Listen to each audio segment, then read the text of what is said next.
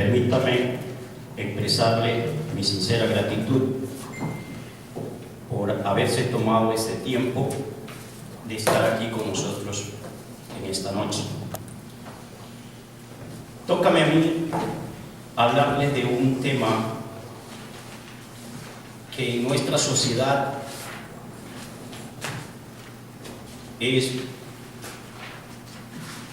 en muchos casos muy aplicado, muy mal aplicado, y en otros casos muy controversial. Pero en sí es un tema que determina el desarrollo y nuestras vidas están enmarcadas dentro de ella, como es la educación política en una democracia. Desde la antigüedad se tiene la firme convicción que las escuelas eran el ente transmisor para la educación política y al mismo tiempo otras ciencias. Filósofos de la talla de Platón, Aristóteles, ya basaron sus obras literarias, sus clásicos literarios, en lo que era la educación política.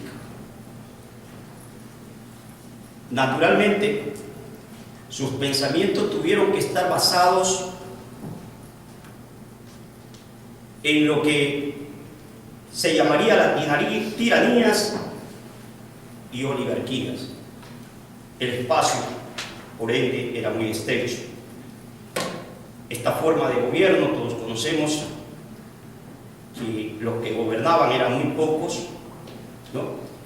Y que lo que el gobierno les exigía por su población era algo susceptible. Lo que en una democracia no lo consideramos de la misma manera. En cierto sentido, en la democracia nosotros consideramos que somos todos vosotros ciudadanos los que participamos en las decisiones de una nación. De allí la importancia de nosotros educarnos con respecto a la democracia. Además, las democracias no son estructuras que están cerradas rígidamente. Por lo contrario, las democracias estarán siempre abiertas a los cambios y evoluciones que tengamos en el transcurso de la vida. Por lo tanto, también consideramos que es mucho más difícil hacer ciudadanos democráticos, que naturalmente debemos de educarnos, tener criterios formados, ser participativos y de esta manera pues prácticamente practicar la democracia se convierte en un arte, ¿no? Un arte bien difícil de crear, porque ustedes imaginan lo que es nosotros tener ese potencial para unificar criterios y juntos poder tomar determinaciones. Quizás en la época de Perón, de Aristóteles, de Platón, era un poco más fácil, se puede decir así, por aplicar una democracia en una nación, en comunidades de tamaño limitado. No podríamos comparar, por ejemplo, la democracia en uno de los estados de la ciudad-estado que se consideró la cuna de la democracia, como Atenas, con aplicar el arte de la democracia hoy en día en Nueva York, donde tenemos 20 millones de habitantes y donde tenemos cuántos grupos étnicos en los que debemos lograr convencer, debemos de lograr unir para poder vivir una auténtica democracia. Y allí que vemos las dificultades para nosotros poder llevar a cabo esto. Podemos considerar a Atenas, en la antigua Grecia, la verdadera cuna de la democracia, porque fue allí donde se dieron los primeros pasos del concepto democrático y aplicar el arte democrático. Fue aquí donde sus habitantes, para determinar sus leyes y formar sus gobiernos, se unificaron y juntos todos eran partícipes de un gobierno. Muy interesante. Y tenían conceptos extraordinarios. Y, por ejemplo, Pericles dijo que debía de considerarse inútil aquel ciudadano que no esté preparado para participar en la vida activa de su Estado. O sea, aquel que no contribuyera a la democracia debía ser considerado inútil. Por su parte, Aristóteles manifestó que el ciudadano democrático debía estar preparado no solo para cumplir sus funciones privadas, sino también para cumplir sus compromisos con la sociedad. Que un buen democrático era aquel que contribuía con su conocimiento, su tiempo, su talento a desarrollar su ciudad, su estado, su patria donde vivía.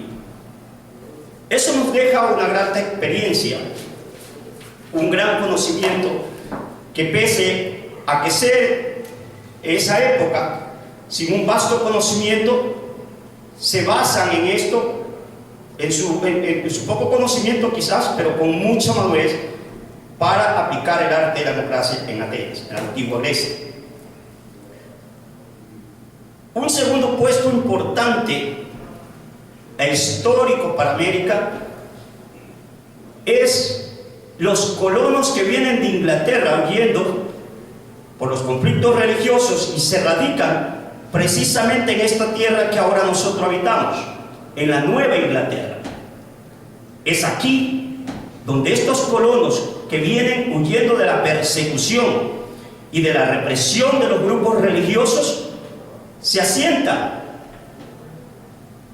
y al estar asentados acá logran implementar un gobierno auténticamente democrático, al ser ellos los que dictaminan sus reglas y sus leyes en un consenso de paz para llevarlas a efecto. Entonces podemos decir que la Nueva Inglaterra es el segundo vientre donde se gesta la democracia. Me atrevo a pensar, vuelvo a hacer énfasis, que esto se da más que por el conocimiento que tenían, se da porque purifican la decencia. Se convierten en hombres que quizás con poco conocimiento prueban que la decencia, la dignidad, el deseo de hacer algo positivo funciona. Y es así como la Nueva Inglaterra, que hoy gloriosamente Nueva York siempre será histórico, parte de ella, se convierte en una de las cunas de la democracia en América.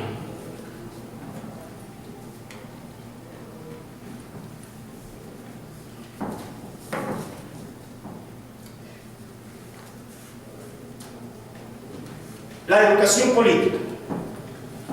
Dentro, si trazamos un parámetro filosóficamente entre la forma de aprender una lengua y la forma de aprender política, podemos darnos cuenta que cuando nosotros queremos aprender una lengua, tenemos que primeramente saber leer y escribir. O sea, aprendemos las dos cosas.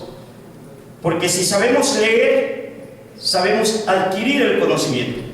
Y sabemos escribir, podemos transmitir ese conocimiento que adquirimos. De allí que las dos funciones son básicas. Pueden ser, ponemos en una balanza la una pasiva y el otro la activa. igual en política. Igual que aprender una lengua, luego de tener el conocimiento a través de la lectura y transmitirlo a través de la escritura, tenemos que practicar. En política, igual.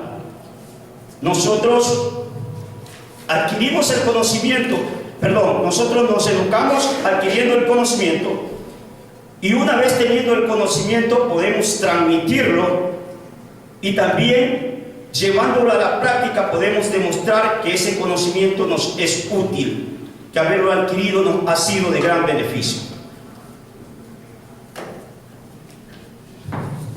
Del mismo modo, en la instrucción política también tiene una instrucción pasiva y una activa. Dentro de la teoría política, este viene a ser un tema ecléctico y multidisciplinar. En parte, como nosotros podemos observar en muchos sectores, en muchos países, en parte la política es empírica. De ahí nacen los que al azar son políticos. Pero tiene parte la política de empírico, es cierto, pero también tiene su parte normativa. Y cuando nosotros a esa parte empírica le juntamos esa normativa, es donde vamos a tener políticos con conocimiento que los pueden aplicar y de esta manera desarrollar de una mejor manera en todos los aspectos.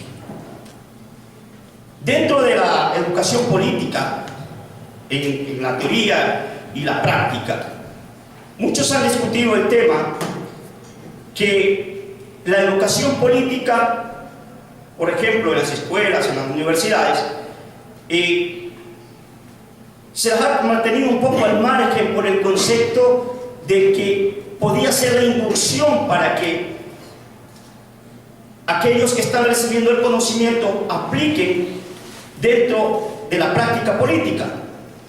Pero yo discuto la teoría, porque realmente si estamos preparados, educados políticamente, lo que vamos a tener es personas con más conocimientos que pueden digerir mejor, asimilar mejor y redistribuir ese conocimiento con su comunidad, con su sociedad, para que ésta también se eduque y juntos podamos vivir en confort, ¿no? Y el mejor ambiente dentro de una democracia, ¿no?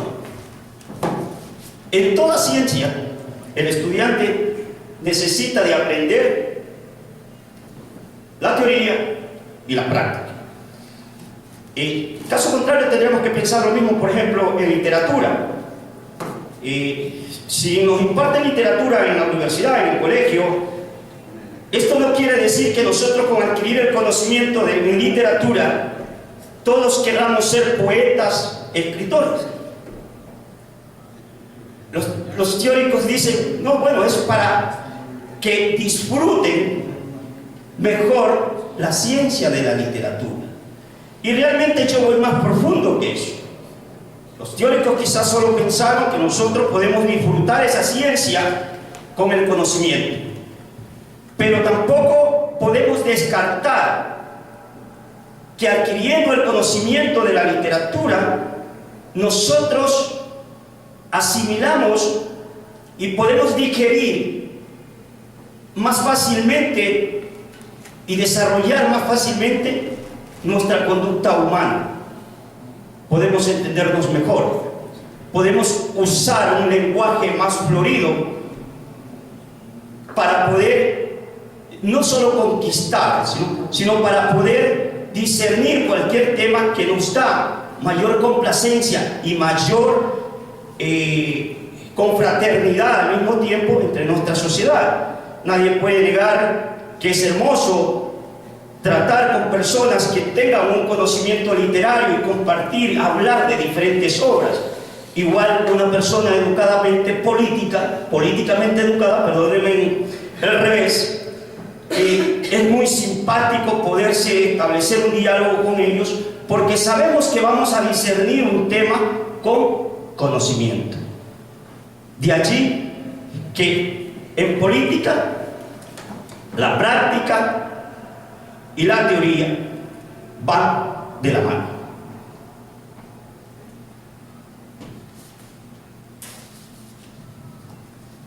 Como les dije anteriormente, que algunos teóricos políticos niegan la finalidad de la educación y lo han mantenido, que la finalidad de la educación sea inducirlos a que aquellos que reciben esa educación pues, se inserten en el tema.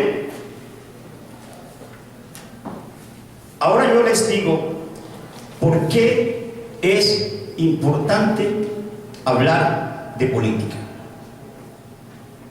De los que están aquí presentes, que les agradezco esa presencia que tienen, saben que sus vidas,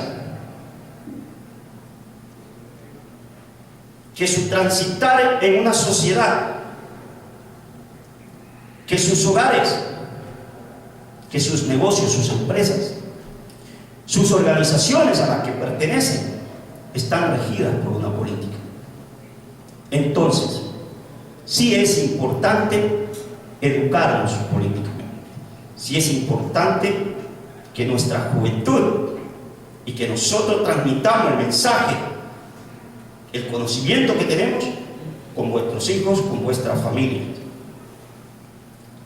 Naturalmente, nuestras sociedades están basadas en todo nivel, porque cuando usted va a la escuela, para que esa escuela exista hay una determinación política. Cuando usted se sube a un tren, para que ese tren exista hay una determinación política. Y así sucesivamente. No podríamos nombrar, tendríamos innumerables funciones que desarrollamos a diario que están enmarcadas y que las determina una determinación política. Mucha gente se ha insertado en una apostasía política debido a los diferentes factores que han sucedido.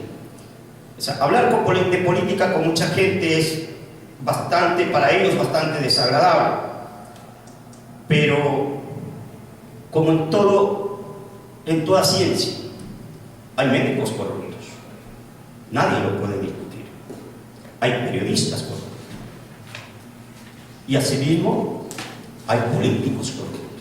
Pero esto no quiere decir que sea la política la corrupta. La política es el arte, bien claro, es el arte de poder gobernar con sabiduría y conciencia, de transmitir conocimientos, de servir a su sociedad. Pero esto tiene que estar enmarcado y acompañado siempre con bases éticas y morales, porque caso contrario, el político que hace política, ya sea empíricamente y con conocimiento, pero desprendido de la ética y de la moral, prácticamente tenemos un político fracasado. Y eso es lo que ha sucedido en nuestra querida América Latina y en general. Realmente, la política nos ha enseñado a ver la cara oscura, lo malo, lo negativo, pero no lo positivo. ¿Quién de ustedes no sabe que desde el transatlántico, de los viajes a la luna, para que exista este hermoso Nueva York, para que existan los servicios más avanzados que tenemos, para que exista una educación moderna, quién de nosotros no sabemos que esas determinaciones pasaron por una decisión política, por políticos sobrios, honestos, dignos que supieron aplicar claramente, con dignidad, lo que es el concepto política en democracia. Cuando llegamos al tema de la política en democracia, es aquí donde ya incluso estos grandes pensadores, estos grandes filósofos, ya avisoraron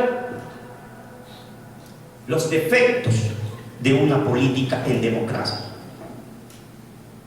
Lo avisoraron porque sencillamente, a más de que ellos provenían de comunidades un poco estrechas, limitadas, se dieron cuenta que dentro de la política, a nombre de la democracia, tenemos una serie de factores que realmente de democracia no podemos decir que es una auténtica. Y vamos a poner como ejemplo que con el nombre de democracia existen las monarquías. Con el nombre de la democracia ha gobernado la aristocracia por mucho tiempo muchos países de América Latina. Y a nombre de la democracia también se ha convertido en un centro demagógico de los actores políticos en la actualidad. Y es por esto, por esta incredibilidad, es por esto que la comunidad ha llegado a refugiarse, al quedar abandonada,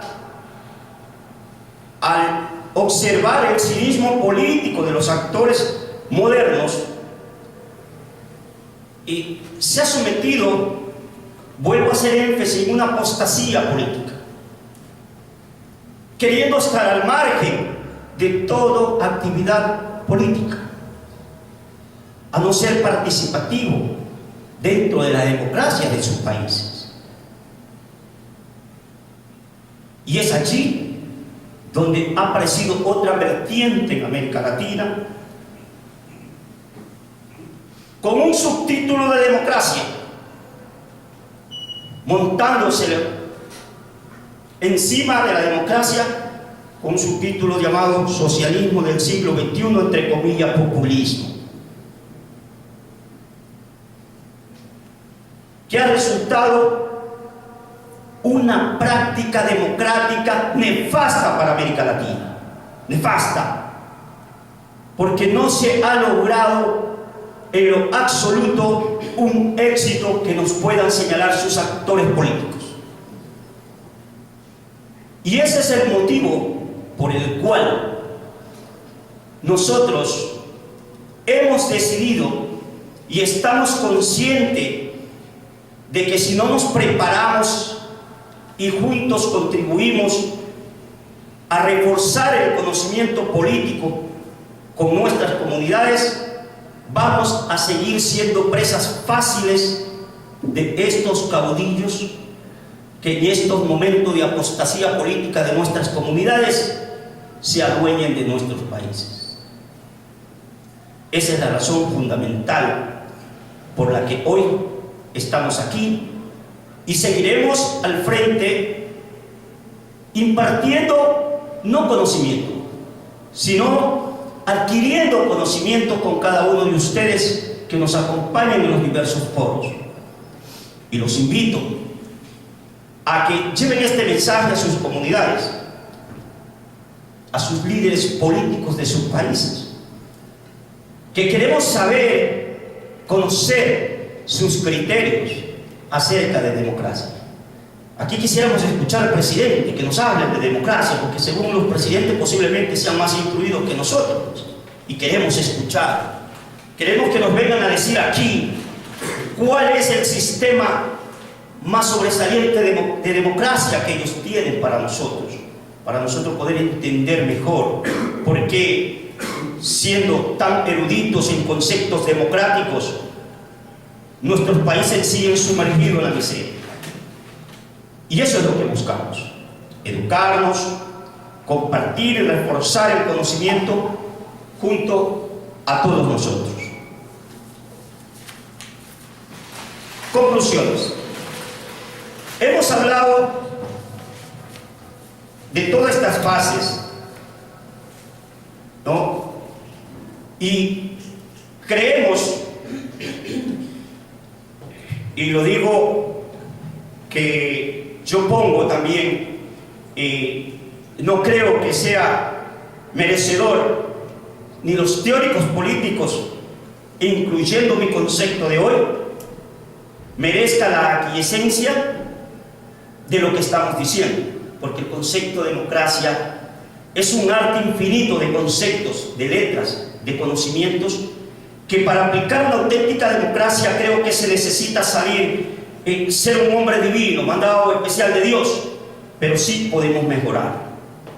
Creo no soy merecedor tampoco de esa aquiescencia, pero sí creo que juntos nosotros podemos mejorar las democracias de vuestros países, impartiendo conocimiento y recibiendo conocimiento de esta manera.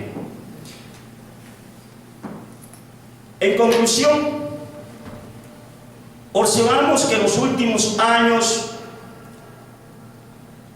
se ha registrado un resurgimiento de la educación política.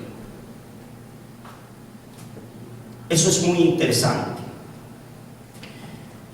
Esto lo prueba, por ejemplo, la creación de la International Journal Political Education, la revista internacional de educación política, que crearon ahora en 1977, más no recuerdo, ¿no? Y no obstante a que quienes se interesan en el tema no están absolutamente de acuerdo cómo debe ser la educación política. No todos los argumentos expuestos por los teóricos pueden tener una efectividad. Como ya lo dijimos anteriormente, pues se avisuraban defectos en el concepto democrático, de lo que es democracia. En fin, todos estos parámetros que tenemos nos da la pausa para pensar que ese resurgimiento de la democracia con nosotros puede ir más profundo si decidimos juntos seguir compartiendo este tipo de conocimiento y de esta manera podamos disfrutar de una mejor democracia para sus países y el mío. Gracias.